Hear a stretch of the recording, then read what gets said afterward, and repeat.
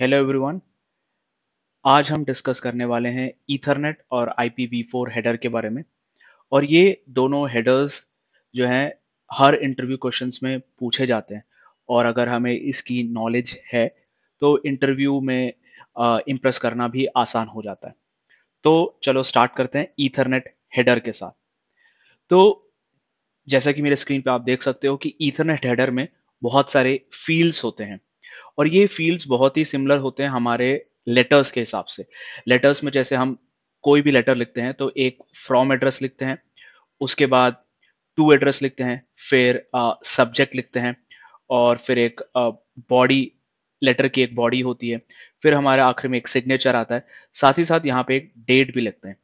तो अगर इनमें से कोई भी फील्ड मिसिंग होता है लेटर में, तो इस लेटर को हम इनकम्प्लीट बोलते हैं, है ना।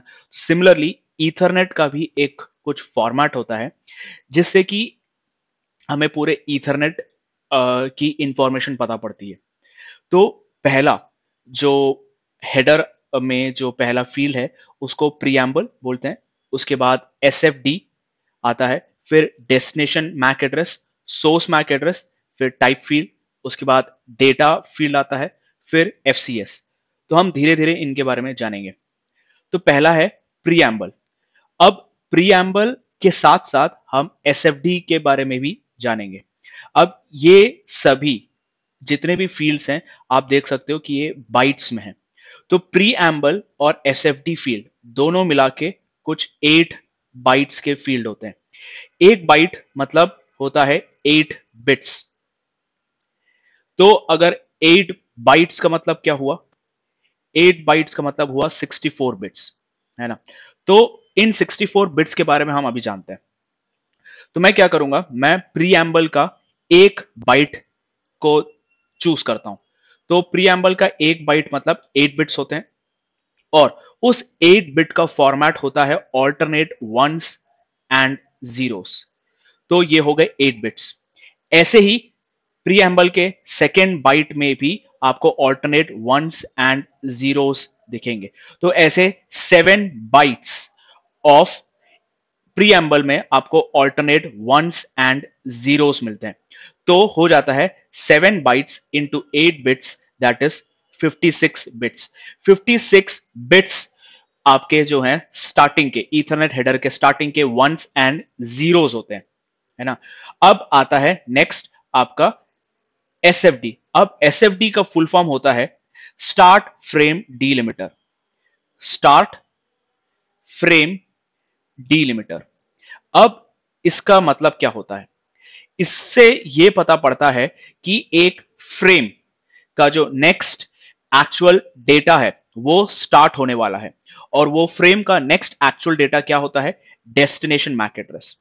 तो स्टार्ट फ्रेम डीलिमिटर भी एक 1 बाइट फील्ड होता है जिसका फॉर्मेट भी बहुत ही सिमिलर होता है प्रीएम्बल के जैसे।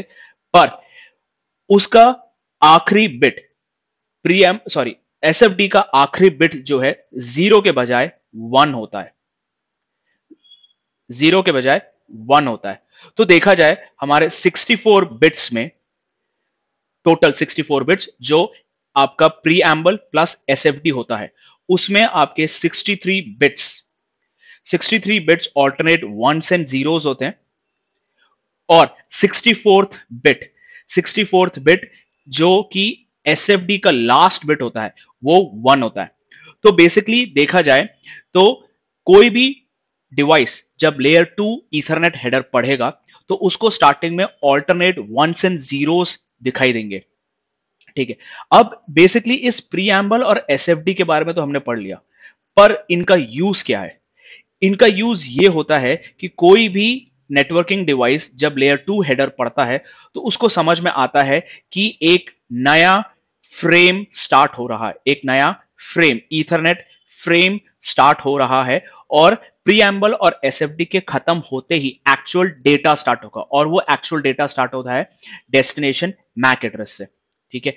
तो प्रीएम्बल और SFD से कोई भी नेटवर्किंग डिवाइस को यह पता पड़ता है कि एक नया डेटा स्टार्ट होने वाला है या फिर एक नया ईथरनेट फ्रेम स्टार्ट हो रहा है। इसको हम कुछ ऐसे विजुअलाइज कर सकते हैं।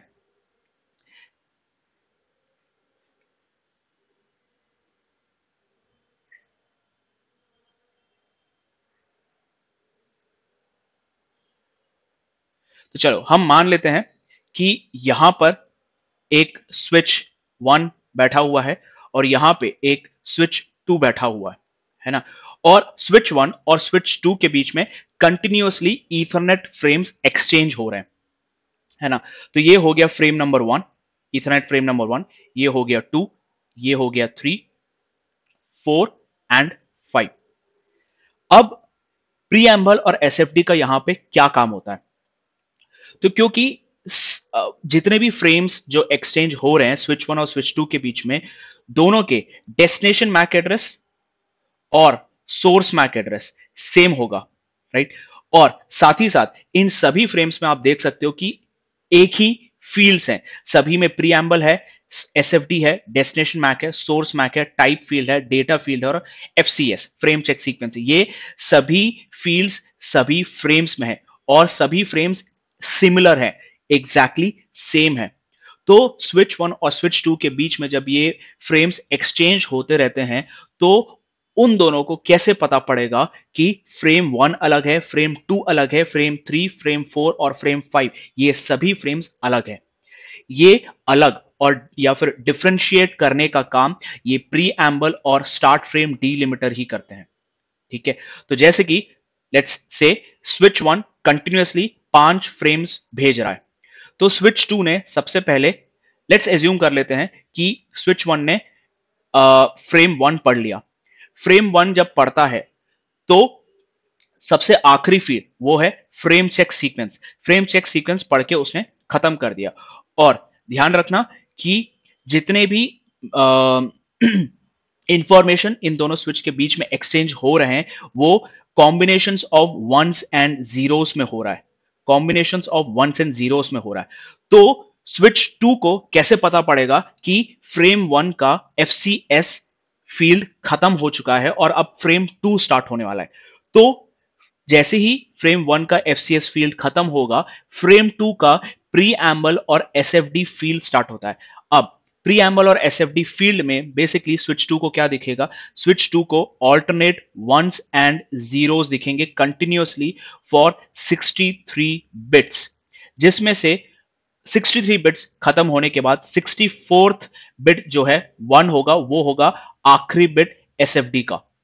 तो इससे स्विच 2 को पता पड़ता है कि फ्रेम 1 खत्म हो गया है और फ्रेम 2 स्टार्ट हो रहा है। अब फ्रेम 2 के जितने भी इंफॉर्मेशन पढ़ लेता है स्विच 2, उसके बाद फिर से वापस फ्रेम 3 का प्रीएम्बल और एसएफडी स्टार्ट होता है, जिसमें फिर से ऑल्टरनेट वंस एंड जीरोस उसको दिखाई देता है। सिमिलरली जब उसको थर्ड फ्रेम का प्रीएम्बल और एसएफडी फील्ड समझ में आता है तो उसको ये दिखता है कि ऑल्टरनेट वंस एंड जीरोस दिख रहे हैं, तो वो समझ जाता है कि अब फ्रेम 2 खत्म हो चुका है, फ्रेम 3 स्टार्ट होने वाला है और फ्रेम 3 के 64 बिट्स के बाद पहला इंफॉर्मेशन मैं जो रीड करूंगा वो डेस्टिनेशन मैक और सोर्स मैक होगा। सिमिलरली वो फ्रेम 4 को भी ऐसे ही पहचानेगा। सबसे पहले प्रीएम्बल और एसएफडी देखेगा जिसमें ऑल्टरनेट वंस एंड जीरोस दिखेंगे उसको, फिर उसके बाद उसको ये सब रियल इंफॉर्मेशन दिखाई देगा। फ्रेम चेक सीक्वेंस जैसे ही खत्म होगा, फिफ्थ फ्रेम का वापस प्रीएम्बल और एसएफडी फील्ड स्टार्ट होता है, तो जिसमें उसको ऑल्टरनेट वंस एंड जीरोस दिखेंगे 64 बिट्स वाले। तो स्विच 2 को समझ में आ जाएगा कि फ्रेम 4 खत्म हो चुका है और फ्रेम 5 स्टार्ट हो रहा है। तो प्रीएम्बल और एसएफडी का कारण यही होता है कि वो दोनों ये बताते हैं एक स्विच को कि कब दूसरा फ्रेम या फिर एक नया फ्रेम स्टार्ट हो रहा है। That is why preamble and SFD, SFD का full form start frame delimiter. तो फ्रेम के स्टार्ट होने का इंडिकेशन को बोलते हैं स्टार्ट फ्रेम डीलिमिटर। अब नेक्स्ट फील्ड है डेस्टिनेशन मैक और सोर्स मैक, जो कि दोनों 6 बाइट्स हैं। 6 बाइट्स मतलब 48 बिट्स, है ना। तो इसे समझाने की ज्यादा मुझे जरूरत नहीं है। नेक्स्ट आता है आपका टाइप फील्ड। अब ये टाइप फील्ड होता क्या है? अगर आपको ध्यान हो, मेरे computer networks, introduction to computer networks वाले वीडियो में मैंने ये समझाया था कि हायर लेवल लेयर जो है वो लोअर लेवल लेयर के साथ एनकैप्सुलेट होता है या फिर उसके अंदर वो रैप होता है। तो अभी हम ये देख सकते हैं कि ये जो डेटा है, इस ये डेटा क्या है, ये बेसिकली देखा जाए तो ये लेयर 3 का डेटा है। इसमें लेयर 3 होगा। लेयर 3 के इस डेटा को हम ओपन करेंगे तो हमें आईपी एड्रेसेस की इंफॉर्मेशन दिखाई देगी। तो अब लेयर 3 में बहुत सारे डिफरेंट प्रोटोकॉल्स होते हैं। सिर्फ एक आईपी ही एक प्रोटोकॉल नहीं है जो कि लेयर 3 का है। लेयर 3 में बहुत सारे और भी प्रोटोकॉल्स होते हैं, जैसे कि IPv4 एक लेयर 3 प्रोटोकॉल है, IPv6 एक लेयर 3 प्रोटोकॉल है, आर्प एक लेयर 3 प्रोटोकॉल है, आईसीएमपी या फिर हम पिंग जिसे बोलते हैं, वो एक लेयर 3 प्रोटोकॉल है। ठीक है। तो जब कोई भी डिवाइस ये ईथरनेट फ्रेम पढ़ रहा हो, तो वो जब ये टाइप फील्ड रीड करता है, सोर्स मैक पढ़ने के बाद जब वो टाइप फील्ड रीड करता है, टाइप फील्ड में उसको ये इंफॉर्मेशन पता पड़ती है कि ये डेटा फील्ड में किस टाइप का लेयर 3 इंफॉर्मेशन कैरी हो रहा है। तो IPv4 के लिए कुछ एक इंफॉर्मेशन होती है, IPv6 के लिए कुछ एक और इंफॉर्मेशन होगी, आर्क के लिए कुछ और, आईसीएमपी के लिए कुछ और। तो बेसिकली टाइप फील्ड से कोई भी नेटवर्किंग डिवाइस को यह पता पड़ता है कि लेयर 3 प्रोटोकॉल कौन सा कैरी किया जा रहा है डेटा में। ठीक है। तो एक रियल टाइम में अगर मैं आपको दिखाऊं तो वायरशार्क में हम देख सकते हैं,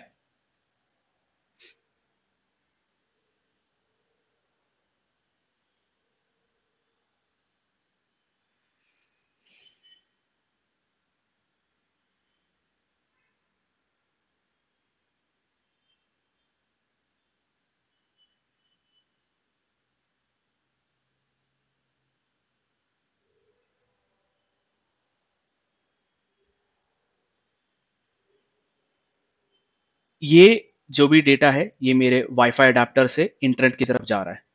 तो मैं अगर ये ईथरनेट वायरशार्क में ईथरनेट हेडर ओपन करता हूं तो मुझे ये दिखाई देगा कि यहां पे एक टाइप फील्ड लिखा है। टाइप फील्ड में लिखा है IPv4, मतलब इस ईथरनेट हेडर के अंदर लेयर 3 जो कैरी हो रहा है वो IPv4 है। और हम ये भी देख सकते हैं कि नेक्स्ट लेयर जो है लेयर 3 में IPv4 कैरी हो रहा है, जिसमें आप मेरा सोर्स और डेस्टिनेशन एड्रेस सब देख सकते हैं। तो टाइप फील्ड से कोई भी नेटवर्किंग डिवाइस को यह पता पड़ता है कि लेयर 3 में क्या डेटा कैरी हो रहा है। अब बात करते हैं FCS।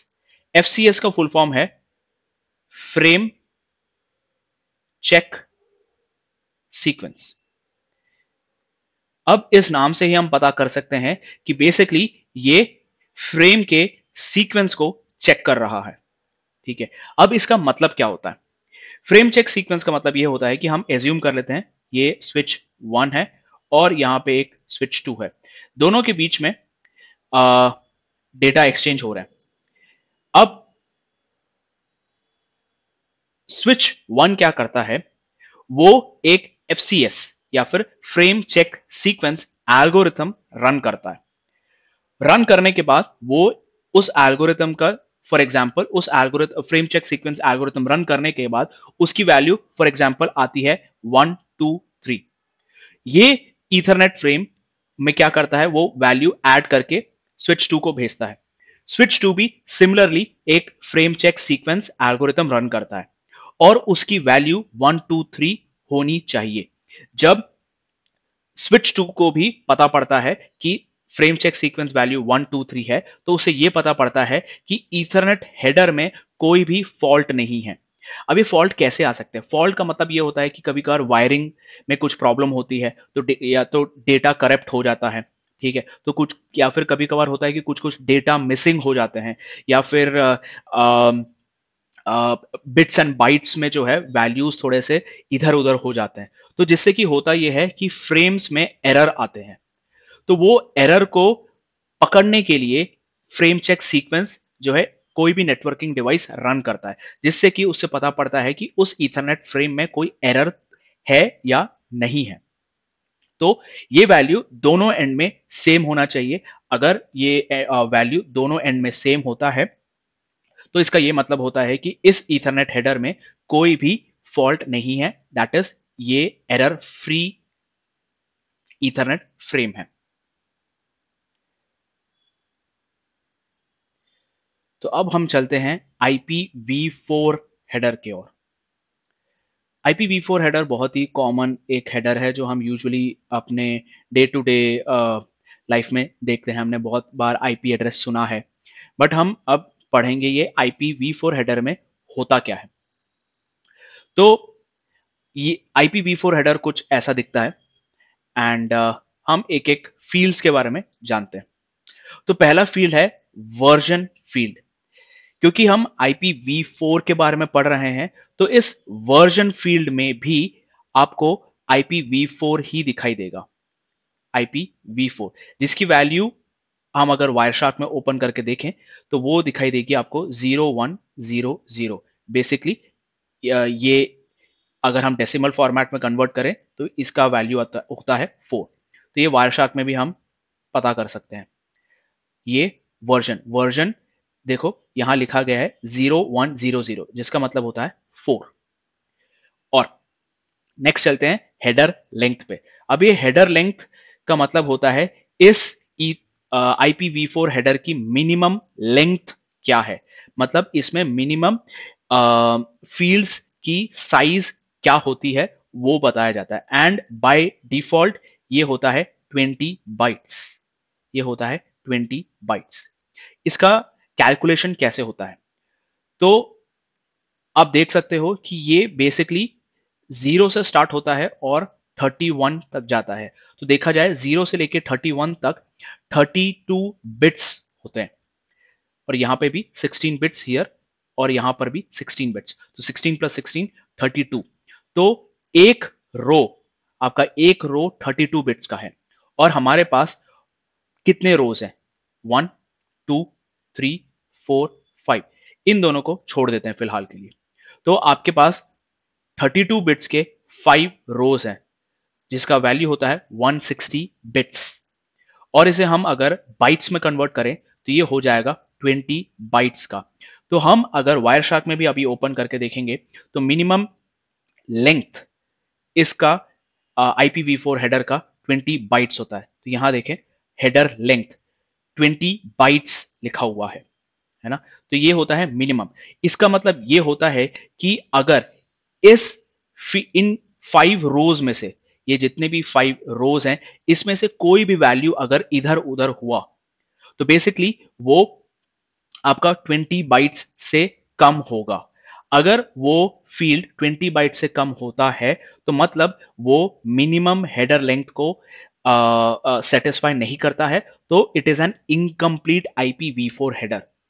तो इससे ये भी हम पता कर सकते हैं अगर आपकी IPv4 की हेडर लेंथ 20 बाइट्स से कम है तो it is an incomplete IPv4 header, है ना। अब नेक्स्ट है types of service. Types of service को हम यूजुअली QoS भी बोलते हैं, क्वालिटी ऑफ सर्विस, है ना। या फिर आप वायरशार्क में देखोगे इसको हम DSCP भी बोलते हैं, डिफरेंशिएटेड सर्विसेज फील्ड प्रोटोकॉल, है ना।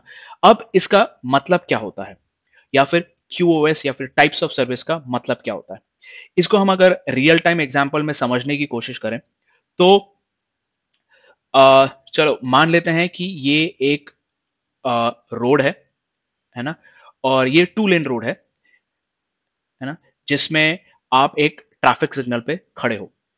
तो ट्रैफिक सिग्नल पे आप जब खड़े हो तो सिर्फ आप अकेले नहीं हो, यहाँ पे बस भी है, कार्स भी है, बाइक्स भी खड़ी रहेंगी, है ना। और स्कूटर वाले भी, ऑटो वाले भी, बहुत सारे व्हीकल्स खड़े हैं और आप लोग ट्रैफिक सिग्नल पे खड़े हो। तो आप ये एज्यूम कर सकते हो कि आपकी जितनी भी व्हीकल्स है, आप जिस गाड़ी में बैठे हो वो एक नॉर्मल व्हीकल है या फिर नॉर्मल ट्रांसपोर्ट व्हीकल है। अब सडनली आपके पीछे एक एम्बुलेंस खड़ी है ना। अब इस एम्बुलेंस को ट्रैफिक सिग्नल में यूजुअली वेट करने की जरूरत नहीं होती। तो एम्बुलेंस को अगर जगह बनवाना है तो वो क्या करेगा, एक सायरन बजाना शुरू करता है। तो सायरन से क्या होता है, हम जितने भी नॉर्मल व्हीकल्स हैं वो एम्बुलेंस के लिए जगह बनाती है ताकि एम्बुलेंस जो है वो जा सके, फ्रीली जा सके। तो ये क्या हुआ, एम्बुलेंस एक टाइप का प्रायोरिटी व्हीकल हो गई। मतलब उसको अपने डेस्टिनेशन अगर रीच करना है तो वो अपना सायरन यूज करके जल्दी अपने डेस्टिनेशन पहुंच सकता है। वो डेस्टिनेशन होता है यूजुअली हॉस्पिटल, या फिर किसी के घर में किसी पेशेंट को पिकअप करना है तो वो भी एक डेस्टिनेशन हो सकता है। सिमिलरली एम्बुलेंस ही एक प्रायोरिटी व्हीकल नहीं होती। एम्बुलेंस के अलावा फायर इंजन होती हैं, या फिर कोई मिनिस्टर्स की गाड़ी हो गई, है ना, तो ये सब होते हैं प्रायोरिटी व्हीकल्स। ठीक है, और इन सभी व्हीकल्स के ऊपर सायरन एक लगा होता है जिससे कि वो यूज करके वो ट्रैफिक के थ्रू जा सकते हैं। एंड ये प्रायोरिटी जो है यूजुअली हमारे पास, हम नॉर्मल व्हीकल्स के पास नहीं होती है। क्यूओएस भी एक सिमिलर चीज होती है जो एक प्रायोरिटी ट्रैफिक को नॉर्मल ट्रैफिक से डिफरेंशिएट करती है। तो अगर आपके वायर में कभी आपने देखा होगा कि आपका जो ट्रैफिक है कभी कभार स्लो हो जाता है, तो जैसे ही स्लो होता है ना, आपकी वीडियोस धीरे चलती है, लोड होने में टाइम लगता है, या फिर आपकी पिक्चर क्वालिटी गिर जाती है ना, तो वो सब क्यों होता है? क्योंकि आपकी ट्रैफिक जो है एक नॉर्मल ट्रैफिक होती है ना, उसको कोई प्रायोरिटी नहीं मिली होती। तो ये हम रियल टाइम में इसको और कैसे जान सकते हैं? अगर आप 200 एमबीपीएस स्पीड का इंटरनेट यूज कर रहे हो, कोई और 150 एमबीपीएस का यूज कर रहा है, कोई और 100 का यूज कर रहा है, तो कोई 50 का यूज कर रहा है, तो कोई 20 का यूज कर रहा है। तो अगर तो ऑब्वियस सी बात यह है कि 200 एमबीपीएस जिसने यूज कर रखा है उसने ज्यादा पैसे दिए होंगे, उसकी ज्यादा कॉस्ट होगी। सिमिलरली ये जो कॉस्टिंग है, जैसे जैसे आप अपनी स्पीड की आप जैसे जैसे आपका स्पीड कम होता है वैसे वैसे आपकी कॉस्ट भी डिक्रीज होती है। तो होगा ये, आपके वायर में अगर कंजेशन होता है, ट्रैफिक होता है, तो जो लोवेस्ट स्पीड वाला जो है वो सबसे ज्यादा इफेक्ट होगा, है ना। तो जो बंदा 200 एमबीपीएस स्पीड यूज कर रहा है और क्योंकि उसने ज्यादा पैसे दिए हैं, उसकी ट्रैफिक को इतना ज्यादा इंपैक्ट नहीं होगा, उसकी वीडियोस अच्छे से चलेंगी। आपकी वीडियोस अटक जाएंगी, आप अगर 20 एमबीपीएस वाला प्लान यूज कर रहे हो तो आपकी स्पीड अटक जाएगी, या फिर आपका वीडियो बफर होने लगेगा, या फिर आपकी क्वालिटी, वीडियो क्वालिटी बहुत ही ज्यादा डिक्रीज हो जाएगी, या फिर आप ऑनलाइन गेम खेल रहे हो तो आपका गेम स्टक हो जाएगा। बहुत सारी चीजें हो सकती है। बट जो 200 एमबीपीएस यूज कर रहा है उसको इतना ये कंजेशन या फिर ट्रैफिक नहीं दिखाई देगा। ठीक है, तो ये सब चीजें, इन ट्रैफिक्स को कंट्रोल करना, इनको प्रायोरिटी देना, ठीक है, कौन से ट्रैफिक को ब्लॉक करना है, कौन से ट्रैफिक को अलाउ करना है, ये सब चीजें क्यूओएस देखता है, क्वालिटी ऑफ सर्विस। इसका काम होता है ये ट्रैफिक को कंट्रोल करना। और ट्रैफिक ये कब कंट्रोल करेगा? During congestion only. ये कंजेशन के टाइम ही काम करेगा। फॉर एग्जाम्पल, रात में जब गाड़ियां नहीं चल रही होती हैं, एम्बुलेंस वाले को सायरन बजाने की जरूरत नहीं है, फायर वाले को सायरन बजाने की जरूरत नहीं, क्योंकि रोड खाली है, वो सीधे जा सकता है ना। तो सिमिलरली जब ट्रैफिक होता है, जब कंजेशन होता है, तभी एम्बुलेंस वाला या फिर फायर इंजन वाला सायरन बजाता है। सिमिलरली ये क्यूओएस भी तभी काम आता है जब कंजेशन हो। नॉन कंजेशन टाइम पे क्यूओएस का कोई मतलब नहीं होता है। तो अगर आपका ट्रैफिक अगर प्रायोरिटी टैग्ड है तो उसमें आपको कुछ वैल्यूज दिखाई देंगी। और ये देख सकते हैं कि मेरी जो मैं वीडियो रिकॉर्ड कर रहा हूं, है ना, वो कोई प्रायोरिटी ट्रैफिक नहीं है, इसलिए यहां पे कोई भी वैल्यू नहीं है, द वैल्यू इज 0, है ना। नेक्स्ट है टोटल लेंथ। अब ये टोटल लेंथ और हेडर लेंथ में अंतर ये होता है कि हेडर लेंथ का मतलब होता है मिनिमम लेंथ, है ना, और ये टोटल लेंथ का मतलब होता है ऑप्शन फील्ड्स और डेटा फील्ड इंक्लूड करके इस पूरे IPv4 हेडर की साइज क्या है ना। तो वायरशार्क में हम देख सकते हैं मेरी इस IPv4 हेडर की मिनिमम लेंथ है 20 बाइट्स, और ये जो भी IPv4 हेडर क्रिएट हुआ है उसकी मैक्सिमम साइज या फिर हेडर लेंथ या फिर साइज 1492 बाइट्स है ना। तो उसका मतलब होता है टोटल लेंथ। नेक्स्ट रो जो है आइडेंटिफिकेशन फील्ड, इनको हम फ्लैग्स बोलते हैं, और फ्रैगमेंटेशन ऑफसेट, ये तीनों फील्ड बहुत ही इंपॉर्टेंट है। और ये कहां काम आती है? ये काम आती है जब हम MTU के बारे में जानेंगे। MTU। तो मैं थोड़ा सा इसको ओवरव्यू दे देता हूं। MTU का मतलब होता है मैक्सिमम ट्रांसमिशन यूनिट। मतलब एक डिवाइस के एग्जिट इंटरफेस से जो मैक्सिमम साइज ऑफ डेटा जा सकता है, यूनिट, ये है यूनिट। सॉरी, मैं फिर से लिख देता हूं, यूनिट, मैक्सिमम ट्रांसमिशन यूनिट। एक डिवाइस के एग्जिट इंटरफेस से जो मैक्सिमम डेटा साइज जा सकता है उसको हम MTU बोलते हैं। तो समझ लेते हैं, हम एक राउटर है, ये उसका एंट्री इंटरफेस है और ये उसका एग्जिट इंटरफेस है।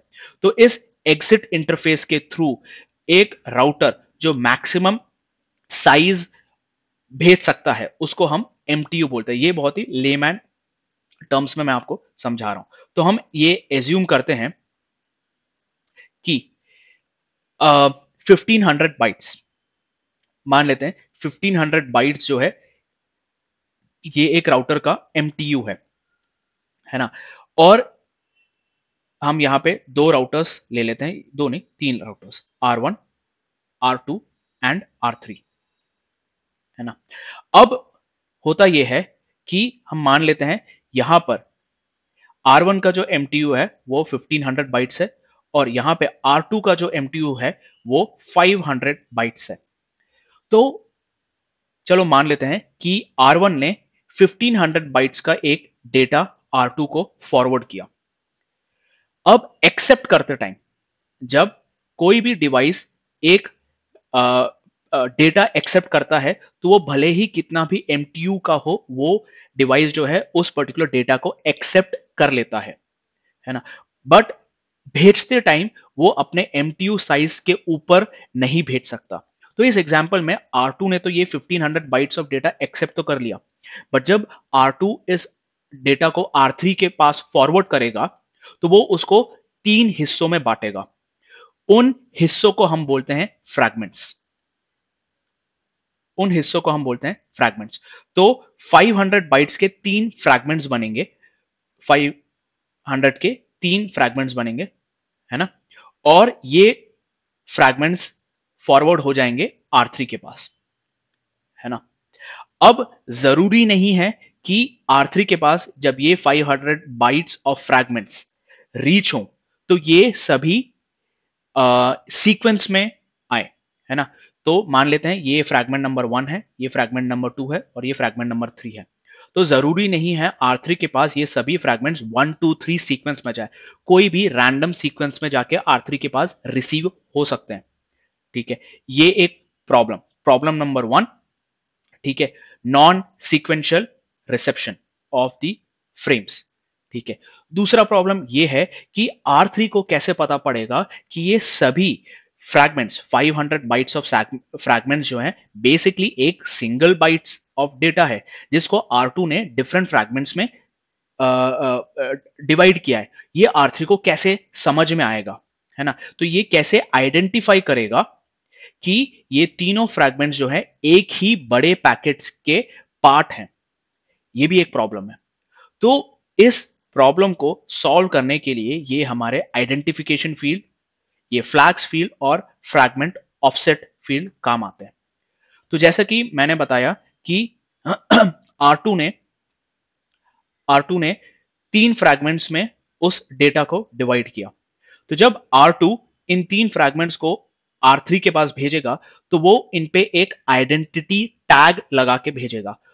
For example A, for example हम मान लेते हैं इन सभी फ्रेम्स या फिर फ्रैगमेंट्स का आइडेंटिटी है A, ठीक है।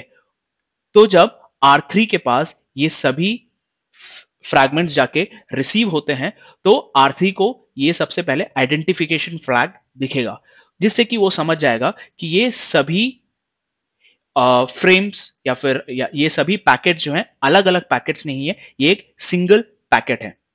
अब तो हमारा जो दूसरा जो इशू था आइडेंटिटी का वो सॉल्व हो गया।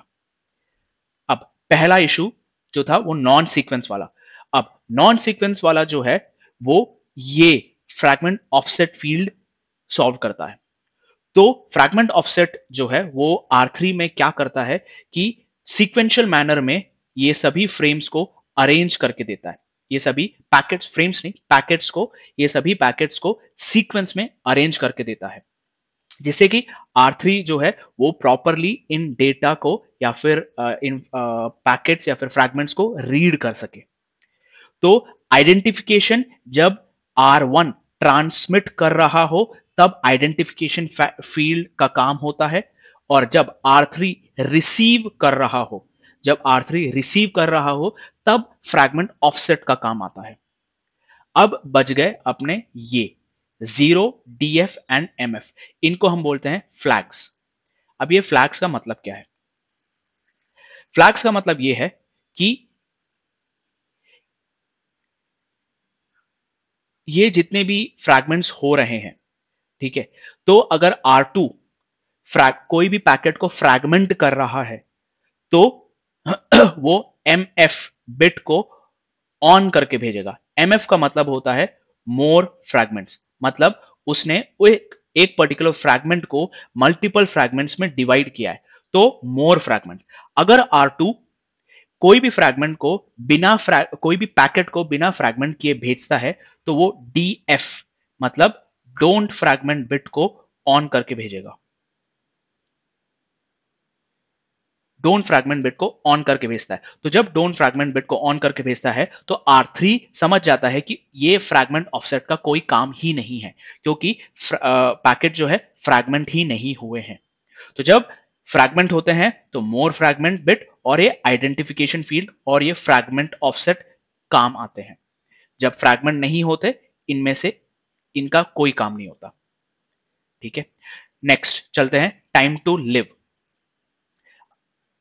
TTL या फिर टाइम टू लिव। अब चलो मान लेते हैं कि 3 राउटर्स हैं, R1, R2 और R3।